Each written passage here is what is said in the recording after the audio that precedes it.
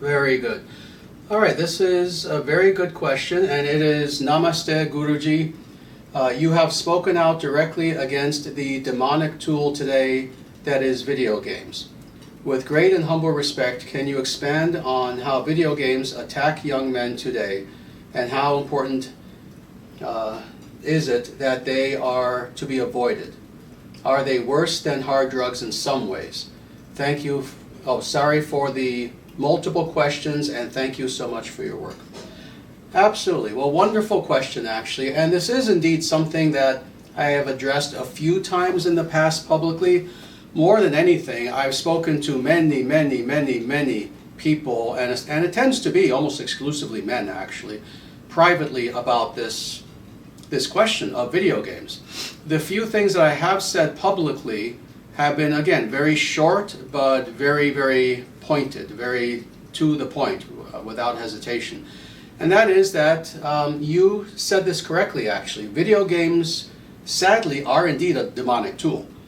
They are something that has contributed to the present debilitation of many young men in the world today. And it is indeed an addiction. I have seen this myself with so many individuals who I've had to counsel. You know, I can tell you 100 stories, but I won't. But let me just say, generally speaking, I have spoken to many young men from as young as 10 years old to deep into their later 30s and everything in between, who will admit outright that they are addicted to video games. And it is indeed an addiction. It works on the same level as other addictive items do, such as drugs, such as alcohol, such as tobacco, etc. And once an individual begins to play video games in a very serious way, and we're talking about, being a serious gamer, being an individual who, you'll play video games for seemingly hours a day, almost every day, and the only time that you're not playing video games is when you have no choice but to not play video games. You have to be at work or something. You have to interact with some human being outside of a video game. Otherwise, you're playing video games. And yes, it's something that is radically debilitating because of the fact that several things. First of all, indeed, for those individuals, and there are some who try to do this, there are some individuals who will try to say, no, it's not an addiction. I'm playing video games because I choose to. Well, that's what all addicts say. That's what any drug addict will say, that's what any alcoholic will say, that's what any person who's smoking 1 or 2 packs of cigarettes a day will say, etc., etc. I'm doing this because I choose to. Well, the test of that is, all right, take a fast for 1 year. And I've challenged people to do this. I mean individuals who I've known, individuals who were either students of mine or who wanted to be students of mine. And when they say, no, I'm not addicted, I'll challenge them. All right, in that case, stop playing for 1 year. And as soon as I say that to them, of course, I see their eyes widen at the idea of not being able to touch a video game for a year. And then I'll be merciful and I'll say, all right, 6 months. Can you do 6 months? And when I say not play a video game, I mean you don't touch a video game for 1 minute for the next 6 months. Well, their eyes are still widened, but maybe not quite as much as with 1 year. But this is the point. Most of them can't do it. Indeed, for many of these people, the idea of not playing a video game for a week is something that is not conceivable. So thus, it is an addiction. And with any sort of addiction, of course, the reason why addictions are universally recognized as something that are a terrible behavior is because of the fact that, of course, it means that you are a slave to that thing. And more, can anyone think of something that is an addiction that actually helps a person? Can anyone think of any drug that you're addicted to that, it's actually ultimately beneficial for you, it's good for your health, it's doing something wonderful for you? Or some alcohol that you are addicted to? See, any addiction necessarily is something that is a slow poison. It's something that slowly begins to kill you. Well, the thing that's interesting about 2 allied things, actually, not just video games and pornography. These 2 addictions are addictions that unlike many other addictions, don't attack us primarily and first and foremost on the physical level. Rather, these addictions attack us on a deeper level, which makes them even more dangerous. They attack the psyche itself. So thus, these are addictions that crawl even deeper into our being than, let's say, alcohol. Alcohol is a drink. Alcohol is a material thing. Alcohol is something you can see, you can smell, you can obviously taste, you can touch, etc. And the same with all of these other drugs as well. You know, drugs are drugs. They are physical things that enter your physical body and then have an effect on the other aspects of who you are, on the nervous system, the psyche, etc. Whereas with video games and pornography, both of these together, because again, there's not much difference between the two when you understand what I'm about to say in this description. With both of these, while indeed they start off as sensorial experiences, they very quickly bypass, almost automatically, they bypass the physical body. They don't initially affect you physically, they do ultimately, but they bypass the physical body and they go directly to the psyche. Why? Because these addictions are addictions that are of the nature of fantasy. See, alcohol is not. Oh, you can drink alcohol and begin to have fantasies. But alcohol, again, is an empirical reality. But with video games and pornography, what is the common denominator between these two things? They are of the nature of the unreal that seems real. Talk about hallucinogens. Oh yes, drugs can ultimately give you hallucinations. But again, there's a difference. Because again, drugs begin primarily on the empirical, physical, physiological level. But with things in which you are involving fantasy, creating worlds, creating artificial realities, that is, again, video games and pornography, you are bypassing the physical altogether and immediately you are jumping to those areas of the mind that are dark, those areas of the mind that are disorganized, those areas of the mind that are meant to be storehouses of important and pertinent and useful data, and instead filling those portions of the warehouse of your mind with scenarios that A, are not real. What you're seeing in that video game, you know, of course. Even the greatest addict will say, well, of course I know these worlds aren't real. Well, yes, you're right, they're not real. They're not real, that's A. But B, it gets worse than this. Who is the creator? Who are the creators of these fantasies that you are filling your mind with? You see, they're not your best friend. You see, people think about the subtleties of fantastical creation when it comes to movies, when it comes to television, when it comes to music, when it comes to some artistic presentation that's presented to us. People never or rarely think, oh, okay, well, here's the surface level. Here's a video game, there's a whole world, these characters, etc. But this is what no one ever thinks about. What minds, what individuals, what persons with what motivations, with what ill intent are behind the scenes who I will never know. I will never know their name. I will never know what they look like. That is, who are the creators. Because you see, when you're looking at a video game and you're having fun and oh, here are the characters, I'm this character, etc. We never think about the fact that someone created that world for us. Now, are these our benefactors? Are these people who care about us? These are people who they stay up day and night worrying about our mental health? Are people finished laughing out there? We know the answer, of course, that no, it's the opposite. These are people who are doing this to make money, and they don't care in the least bit about the effect that it's having on us. Now wait, if we're lucky, they don't care.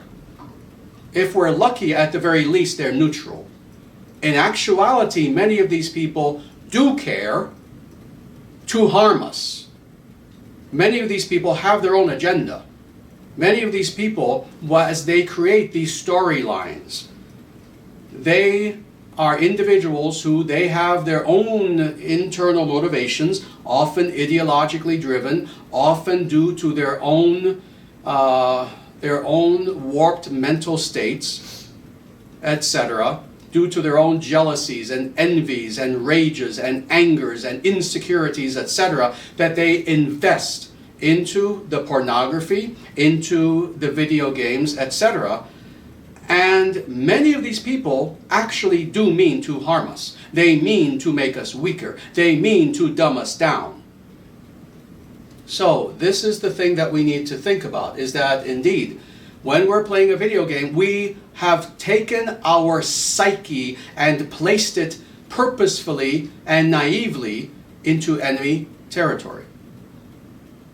We have given our psyche to individuals who, again, if we're lucky, they're neutral, but many of them are actually not. They do mean us harm in one way or another, if only to make money, and in some cases for ideological reasons. And we have said to these people, here is my mind, one of the most valuable things that I possess other than my soul itself. Here you go, play with it, do with it as you wish. Put any images into it, put any ideas into it, etc. that you wish. This is what we're doing when we are playing video games or pornography. Pornography is a different topic, actually, that maybe in the future I'll speak about at some point. But same thing, who's creating that pornography? Who's creating it? It's the people you don't see. You see, the important thing about pornography, the 95% of importance of pornography are the people who are behind the camera, the individuals who are making the money. And they also, trust me, by definition, these are demons. If this is how they make their money, by exploiting people, by exploiting women, and they exploit people and abuse people infinitely more than you know, you really believe that these people are doing all this just to make you happy? No. You're putting your mind in the hands of evil people. Now, all that being said, let me go a little bit deeper. A little bit deeper. So again, individuals who engage in such activities, staring at screens, you are placing yourself in a false reality, in a matrix, one could say. This is one reason why the movie The Matrix is, so incredibly popular among intelligent people. Not even for the movie itself, but because it's pointing this out to people, this idea of individuals not even aware that they're living in a fake reality. Well, this is the difficulty, is that placing ourselves in fake realities long enough has real-world implications. It comes to the point where, indeed, now we have all of these phenomena, so these social phenomena that are very real, that are in the world, that are almost destroying our world in so many ways, destroying the fabric of our societies. Again, the incel phenomena, MGTOW, for that matter, radical feminism as well, and there are many others. Many other sorts of movements that are like this. Why have these arisen? Well, several issues, but one of which is that these are individuals who, due to playing video games and being in fantasy for so long, they now find it almost impossible to deal with reality. There is a disconnect in the minds and the psyches now of so many young people, and again, it affects women as well. Not just men, but it especially affects men. Where what we now find is that there are individuals, there are young men in this world who are 18, 19, 20, 25, 30, even 35 years old, who they cannot function in the world because they think that the world should function the way a video game or the way entertainment functions. They think that if you have a major problem in your life, you should be able to wrap it up within 27 minutes like a sitcom. Or you should be able to wrap up your lifelong problem within 90 minutes like a movie. Or that it's a video game. And as a result, people, young men especially, today, because of this disconnect between fantasy and reality, find it almost impossible to function in the world. Now again, I'm speaking to an audience of devotees. So much of this may not apply to you as an individual. And if so, well, I apologize that you have to hear this. But actually, even you have to hear this in order to help those around you. Let me tell you, for tens of millions of young men, it does affect them very much. And I myself have had to, in the role of a guru, you see, let me give you a little personal aside. I've actually said this to a few people privately. When I began functioning as a guru, my idea was, what is the correct idea? And that is that, oh, my role is to speak to people philosophically, to help inspire them to do sadhana, to encourage them, to teach them sadhana, to guide them in their spiritual life in a very practical and philosophical way, etc. What I have found instead is that for years and years now, I have very often had to indeed counsel people who literally, forget about understanding philosophy or doing sadhana, which interestingly some of them still manage to be able to do. But with many people, I have to counsel them quite literally to get out of their house and get a job. I have to counsel them that they're 25 years old and they haven't had a healthy relationship yet. They haven't, and what to speak of a prospect of being married, etc., etc. So this is a real world phenomenon that, no, 100% of it cannot be ascribed to video games. Anyone would be silly to say that or to infer that I'm saying that. No, there are many problems that cause this phenomenon of young men having all these problems, but video games is by far the biggest. So this is why I counsel people, if you want to be a follower, a serious practitioner of Sanatana Dharma, if you want to make spiritual advancement in your life, if you want to come to know your true self and to know God and to know truth, you need to give up video games as of this second, like it is heroin, like it is crack, like it is drinking a pint of vodka every day, like it's meth. You need to give it up without excuse, without the same excuse that every addict gives. No, it's actually helping to relax me. Yeah, so is meth.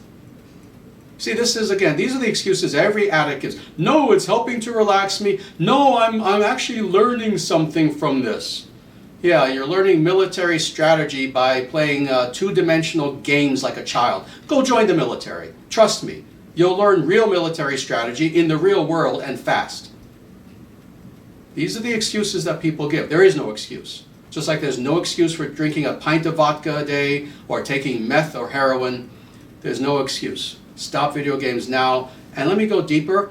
Even if you don't care about spirituality, if you want to just function in the world and be a successful man and no longer a man-child, stop playing video games now. That's my challenge to you. And if you can't, you're addicted. And if you're addicted, then you need to do anything that you need to. You need to seek whatever help you need to not be addicted. Because for every second that you are addicted to anything, for each one of those seconds, you're a slave. And if you're a slave, you're not a man. So with that, Sword on Fire, good name. I hope that answers that question.